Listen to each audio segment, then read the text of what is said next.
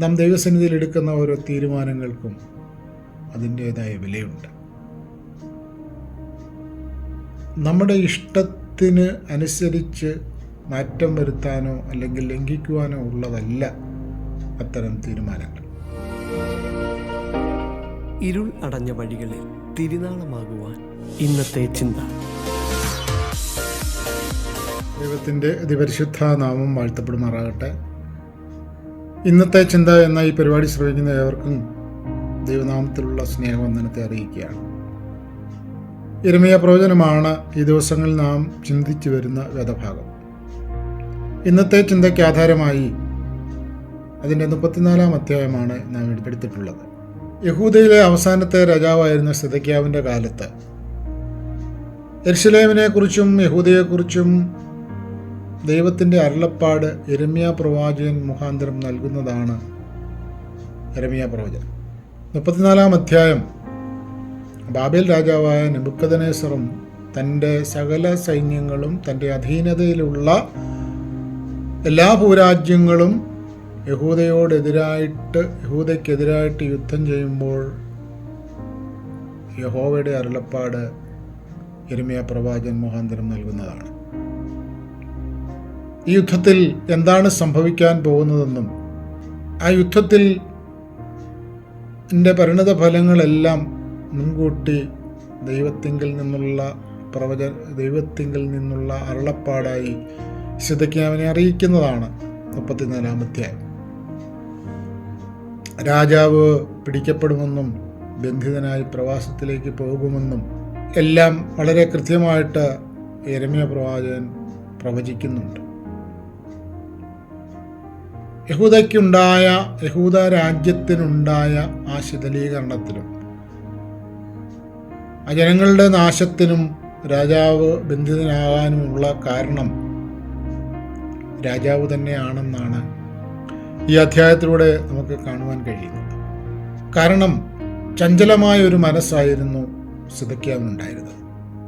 അതുകൊണ്ട് തന്നെ ദൈവസന്നിധിയിൽ ഒരു കാര്യം ചെയ്യാമെന്നേറ്റാൽ അത് ചെയ്യില്ല. അതുകൊണ്ട് തീരുമാനങ്ങളിലെല്ലാം ഒരു അസ്ഥിരത ഉണ്ടായിരുന്നു എന്ന് കാണാം. മാത്രമല്ല, ദൈവസന്നിധിയിൽ ഒരു തീരുമാനമെടുത്തിട്ട് അല്ലെ ദൈവിക കൽപ്പനയ്ക്ക് വിധേയമായി ഒരു കാര്യം ചെയ്യാമെന്നേറ്റിട്ട് അത് ചെയ്യാതെ അതിന് വ്യത്യാസം കാണിക്കുന്ന ഒരു വലിയ ഗുരുതരമായ ഒരു തെറ്റ് സിദെക്കീയാവിൻ്റെ ഭാഗത്തുനിന്നുണ്ടായതായിട്ട് നാം ഇവിടെ കാണുന്നുണ്ട്. ദൈവിക നിയമങ്ങൾ പാലിക്കുവാൻ ബാധ്യസ്ഥനായ രാജാവ് അത് പാലിക്കാതെ അത് തൻ്റെ ഇഷ്ടത്തിന് അതിന് വ്യത്യാസം കാണിക്കുകയാണ്.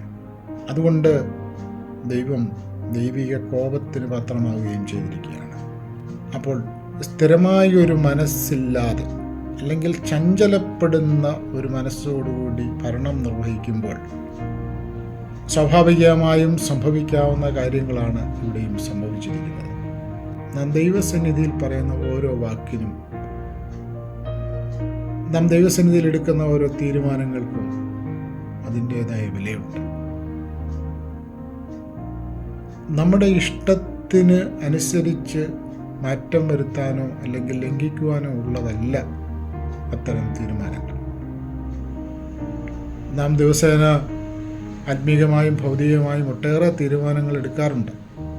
ദൈവിക കൽപ്പനകൾക്കും ദൈവിക താല്പര്യങ്ങൾക്കും വിരുദ്ധമായി നാം ചഞ്ചലപ്പെട്ട് തീരുമാനമെടുത്താൽ അത് നമ്മുടെ തന്നെ നാശത്തിന് കാരണമാകുമെന്നുള്ളത് സിദെക്കീയാവിൻ്റെ ചരിത്രത്തിലൂടെ നാം പഠിക്കുകയാണ്. നാം ദൈവസന്നിധിയിലും അല്ലാത്ത നമ്മുടെ ജീവിതത്തിലും എപ്പോഴും ഒരു ഉറച്ച മനസ്സോടുകൂടി ജീവിക്കേണ്ടത് അത്യാവശ്യമാണ്. യാക്കോബിൻ്റെ ലേഖനം 1-ാം അധ്യായം 8-ാം വാക്യത്തിൽ പറയുന്നു, ഇരുമനസ്സുള്ളവൻ തൻ്റെ വഴികളിലൊക്കെയും അസ്ഥിരനാകുന്നു എന്നാണ്. അതേ ലേഖനം 4-ാം അധ്യായം 8-ാം വാക്യത്തിൽ പറയുന്നു, അങ്ങനെയുള്ളവർ തങ്ങളുടെ ഹൃദയത്തെ ശുദ്ധീകരിക്കട്ടെ എന്നാണ്. 119-ാം സങ്കീർത്തനം 113-ാം വാക്യത്തിൽ ഇരുമനസ്സുള്ളവരെ ദൈവം വെറുക്കുന്നു എന്നാണ്. അല്ലെങ്കിൽ ദൈവം അങ്ങനെയുള്ളവരെ ഇഷ്ടപ്പെടുന്നില്ല.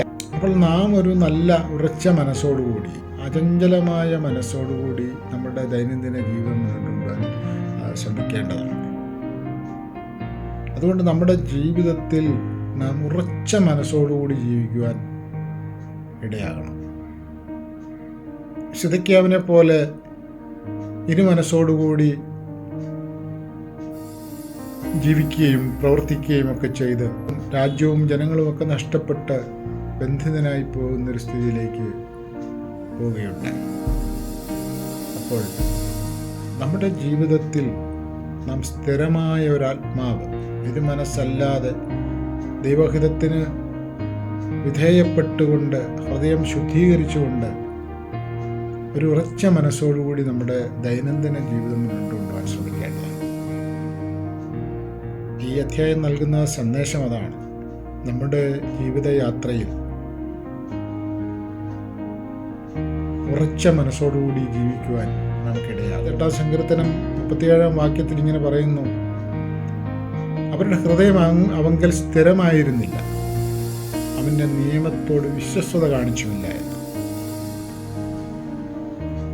അപ്പോൾ നാം ദൈവത്തോടൊരു വിശ്വസ്തത കാണിക്കണമെങ്കിൽ, നമ്മുടെ ഹൃദയം ദൈവത്തിങ്കിൽ ഏകാഗ്രമായിരിക്കണമെങ്കിൽ, ദൈവത്തിങ്കിൽ നമ്മുടെ മനസ്സ് അചഞ്ചലമായ ഒരു മനസ്സ് ഉണ്ടാകണം.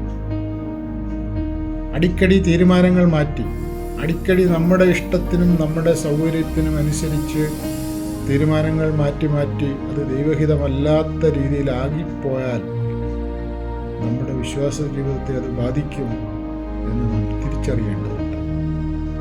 അതിനാൽ ഒരു നല്ല ഉറച്ച മനസ്സോടുകൂടി ജീവിക്കുവാൻ ദൈവം നമുക്കിടയാക്കട്ടെ. ഒരു നല്ല പ്രഭാതം ആശംസിക്കുന്നു.